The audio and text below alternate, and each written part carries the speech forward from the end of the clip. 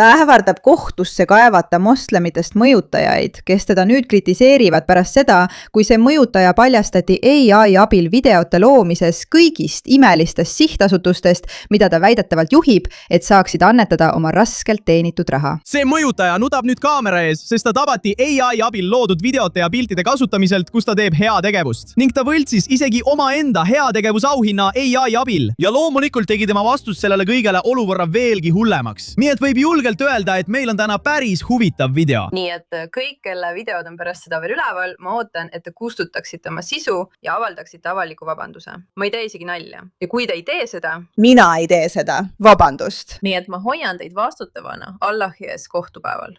Ja ka selles maailmas esitan ma hagisid laimu, laimamise, ahistamise ja autoriõiguste rikkumise eest. Kas sa jäid vahele? Sa näed natuke ärritunud välja. Me ei karda. Mitte keegi meist ei karda. Vabandust. Hirmul.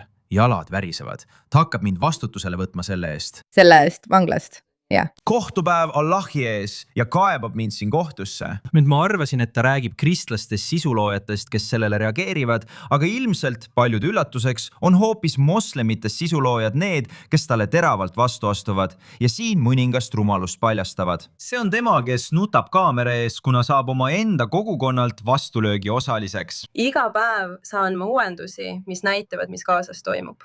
Kõik hooned on hävitatud ja kokku varisenud ning igal pool on rusud. Ja sa tahad seda kõike uskuda valeuudiste põhjal. Kõik, mida ma olen tahtnud teha, on levitada islami sõnumit, jagada tõde, aidata inimesi ja seista rõhutute eest. Kas te tõesti loobute kohe pärast ühte artiklit? Tegelikult ei olnudki see artikkel see, mis mind kõige rohkem häiris. Mind häirisid moslemite reaktsioonid. Te ei saa aru, kui palju tööd selle kõige nimel tehakse. Ma poleks kunagi arvanud, et ütlen seda videos, aga suur tänu moslemitele.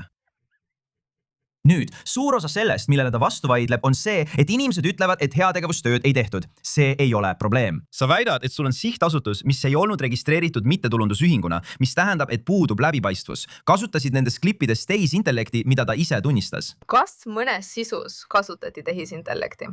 Lühikeses reklaamsisus oli väikseid tehisintellekti abil loodud elemente, mille lõi meie turundustiim. See ei olnud kunagi mõeldud asendama tegelikku abi, mida osutatakse. Nii et ta tunnistab, et kasutas väikseid tehisintellekti klippe ja arvab, et probleem on selles, et inimesed püüavad näidata, et ta ei tee üldse mingit tööd. Aga probleem ei ole selles, et ta ei tee heategevustööd, vaid selles, et tal ei ole heategevusorganisatsiooni litsentsi ega registreeringut. Nii et raha läheb lihtsalt sinna, kuhu ta tahab. Ma ei usu, et kõik seda video pärast ütlevad. Ma arvan, et see auhind võib olla natuke probleem.